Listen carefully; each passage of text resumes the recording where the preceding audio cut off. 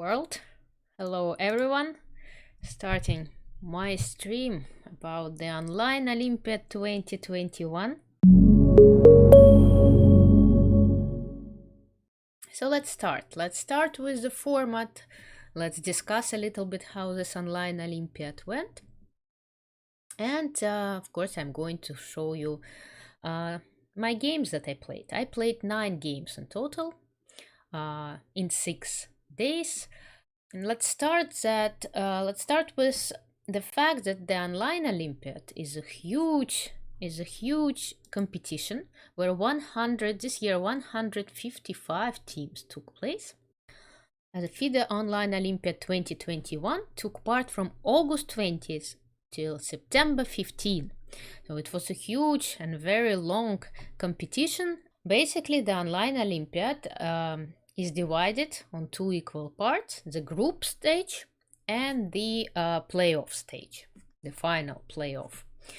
The group stage, the division stage, we had 4 divisions, starting from division number 4, division number 3, division number 2, division number 1. Started from division 4, 5 pools, 20 teams each. They play round robin, 11 rounds in total, so 60 teams with 3 best teams of each pool advancing to Division 3. And the very first division took place on August 2022. Then Division 3 from August 27 to 29, same system, 5 pools, 10 teams each, so round robin was 9 rounds, 50 teams in total, 35 seeded, and 15 teams qualified from Division 4. How do they seed the teams?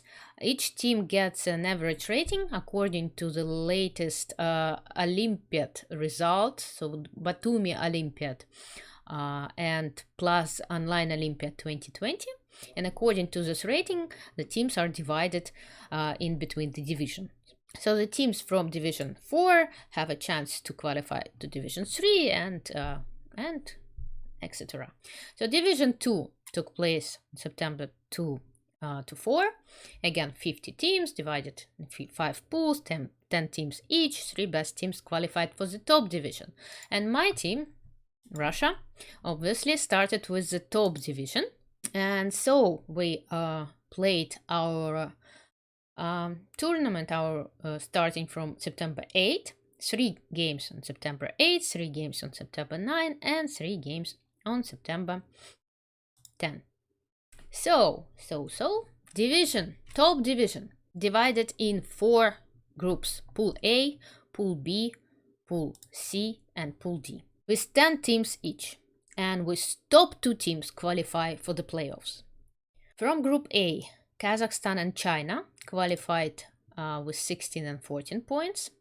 From Pool B, India and Hungary qualified with 16 and 15 points. From Pool C, Russia and Ukraine, we qualified with the perfect score with 18 points. And then Pool D, Poland and United States with 16 points. Pool C, let's see round by round how it went. The first round we played, it was a very important match for us, since we played with team number 2 of the pool. We played with the Ukraine, and I played with black, and I won a very interesting game against Natalia Buksa. But I already commented this game for my site, so I will not repeat myself. If you want to check it out, I'm going to share the link to my game of the week. It was the game of the last week, so you can check it out. It was a very good game, a very interesting one, a little bit risky in the opening. And we won. We won the first match 4.5 to 1.5. That was a good start versus Ukraine. And then in the second round we played against the German team, and I played against Josefine Heinemann. I played with white. That was the Sicilian defense. This variation we call the Moscow variation in Russia. I'm not sure how it's called in English. Knight to d7. Well, as you may know, all 3 moves here are possible and happens quite often. Knight to d7 being one of the most fighting move, because after bishop to d7 there are a lot of exchanges happening, and knight to d7 indicates that black wants to get a complicated position. The bishop b5 check, knight d7, and a very tricky continuation that became quite fashionable recently, bishop a4 and castling, using the fact that taking on e4 is quite risky because black is undeveloped and white is going to attack the king that is in the center and get a very strong position. So knight takes e4 is not recommended to black here. The reason behind this bishop a4 rook e1 that white hopes to play c3, bishop c2, d4 and not get under a6, b5. But of course black can play a6, that's one of the main moves here, forcing white to play c4, kind of almost forcing. And again, knight takes e4 is risky, but in the game my opponent played e6. I protected already the pawn on e4, bishop e7, and here c3 would be like more logical, because if white has possibility to play c3 and then d4, that's their main plan in this system. And if black doesn't force white to put the pawn on c4, then c3 and d4 can be recommended. But I played c4, and it's not really the Marozzi structure with the bishop on g7. It's quite solid for black. I managed to get these two beautiful pawns, but unfortunately they are easily attacked here with black pieces. Knight to c3, a6, and here actually very funny that computer recommends the maneuver bishop d1, bishop e2. You will never guess it during a practical game, I think. I mean, you are not looking to d1 and e2 with the idea to support this pawn on c4, because otherwise black starts attacking this pawn.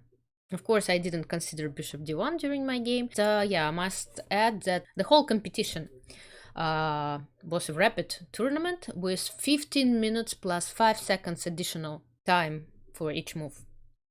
Bishop g5, knight e5, that's a good move, because if I take on e5, d takes e5, and this pawn hanging starts to feel. So that's why I didn't take on e5, I played knight to d2, but as you can see, computer evaluates this position. It gives almost an extra pawn to black, which is quite surprising. Actually, I mean, when I was playing this game, I did not think that it was so bad for me, right? It didn't feel this way. So luckily, I didn't know the evaluation of the computer after bishop d7, and that's what computer doesn't really like a lot. How to play better, I'm not even sure. One needs to analyze. But after bishop d7, somehow I get this time to support my pawn on c4. And the move that a black made here is not to be recommended, queen c5. Black needs to use the power of her pieces to attack my pawn on c4. So she was supposed to play rook a to c8 to keep the queens on the board and try to prepare some breakthrough, maybe use the knight from e5 and again try to attack on c4, because if she exchanges the queens as she did in the game, this pawn structure is better for me. I mean, these pawns now are quite well protected, and the pawn on d6 starts to become a weakness. What's more important as well, that this pawn structure gives me more space, because these pawns kind of keep the pawns of black stay on the 6th rank. Bishop e3, queen takes d4, bishop takes d4, rook a to c8, b3, and black tried to use the c file try to double the rooks and prepare b5, which looks quite logical. But again, unfortunately for them, I have more space and it's easier for me to prepare attack. So this move is quite logical. f4, I want to play e5. At some point, rook c to d1, using some small tactics, because during the game I noticed that knight d5 might be a possibility. But right here, knight d5 doesn't really work because of this pin. And these rooks attack my rook. But if we imagine the same position with my rook on d1, for example, let black play h6, something waiting move, then knight d5 starts to be working, because now after e takes d5, my rook attacks the bishop on c7, my pawn attacks the rook on c6, and I'm winning here. So after knight d5, black cannot take on d5, she needs to retreat the bishop, but that's already another story. So knight d5 is quite a standard move for the Sicilian defense, and one can see it pretty often. Bishop d8, probably my opponent noticed this idea and decided to play bishop d8. Actually, it's a good maneuver. At some point, bishop d8, bishop a5 can be very unpleasant for me. But in this particular case, I am ready to start the attack.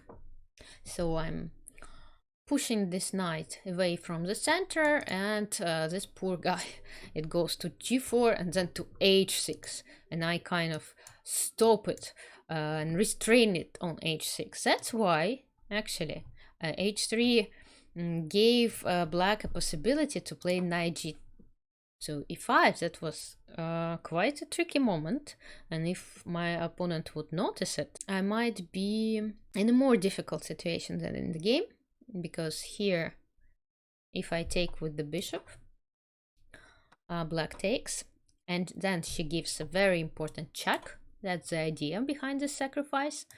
And if I go to f1, she plays bishop d4, attacking my two pieces at the same time, and I don't have a possibility to protect this knight with this rook. Yes, because the pawn, the square on e3 is also under attack. So after knight g to e5, I need to take with the rook, and then with the bishop, and this position is quite unclear. I do have two pieces for the rook, but my opponent has a rook and a pawn, and her e-pawn is a passed one, so I'm not sure how to evaluate this position. A little not so clear at all.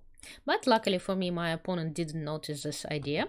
It's not such an obvious idea, and she went to h6, but we all know that the knight on the rim is dim, right? And g4 kind of highlights this unfortunate position of this knight. Bishop c7, knight f3. Well, the rest is very easy. The rest is easy, and bishop a5 is a very strong move. I'm creating a threat, knight d4. And if she plays b6, there's knight d4 anyway, because if she takes on a5, I take on c6, and the knight is on h6, not on g6, right? So there is no one to protect the king. And yeah, then I won one pawn, then I won another pawn. Actually, the rook on f1 stands pretty well here, because it helps on the f file. Rook c8, knight d4, and then, yeah, a few more moves, and black resigned. So there was my second game in the group stage. The third game I played against the girl from Argentina. It was the same, actually. Well, the same opening, the same line, but just the only difference that black played bishop to d7. And here, as you can see, I used this plan, c3 and d4. And this is all opening theory, but my opponent actually spent quite a lot of time here, so she was not really familiar with it. Here the problem is that f3, I am threatening to capture the knight. So if she plays, for example, short side castle, I play f3 and then I play h4, and the knight is trapped. So that's why black needs to play either f6 or f5. She opted for f5. I think f6 is more flexible. Here I played knight d2. I'm not sure. I think knight c3 would have been a little bit more logical, but somehow I wanted to get my knights closer to c5 square. Anyway, I was successful I managed to double my rooks on the c file, although there was one point where I played too fast and I missed some counter chance for my opponent. Let me see where it was. Yes, here I played queen d2 quickly, and that was inaccuracy. I should have started with rook f to c1, because after queen d2 suddenly black has a very good possibility to complicate the game and positions, since she has this knight e4 idea. And if I take, she takes, and then e3 will come, and a lot of unpleasant stuff might happen.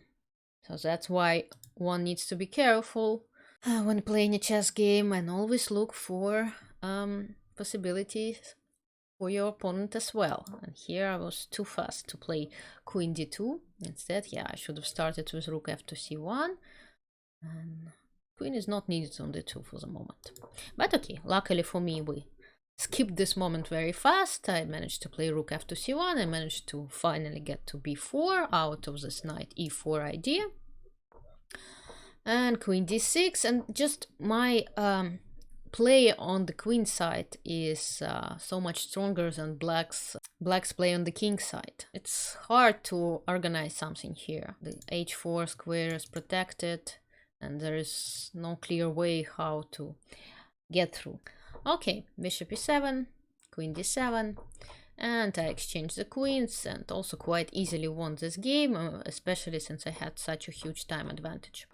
Rook e7, although it was not really necessary, but I enjoyed, however, one maneuver of my knight here. I managed to find the winning plan. So of course it's obvious that I need to win this pawn, but black protects her pawn on d5, and I managed to find the setup that will let me win it. And the setup is going with my knight to a6, with the bishop on d6, and with the knight on c7. And that's what I did. And that's how I won this pawn. Here, after king e6, the knight goes to c6, threatening to give a fork. And if the king goes to d7, I take on a7. Okay. Yeah. And the rest is easy. The rest is easy. I won this game. That was my third game in the group stage. And the final one was not that obvious for me. I made a draw. It was a very good game from my opponent, Elena Sedina. The match against Italy, the Jacopiano, quite a fashionable line was e5. d5 is a very important move. Okay, that's all a very well-known opening theory. I decided to play knight takes f6. There are several other moves unplanned for black, of course, but that was all prepared at home. And here I think I misplayed a little bit, because after knight b5, that's how our game continued. Probably queen e6 is a little bit better, with the idea to play c6 on the next move. I played queen e7, but thus I'm not able to play c6.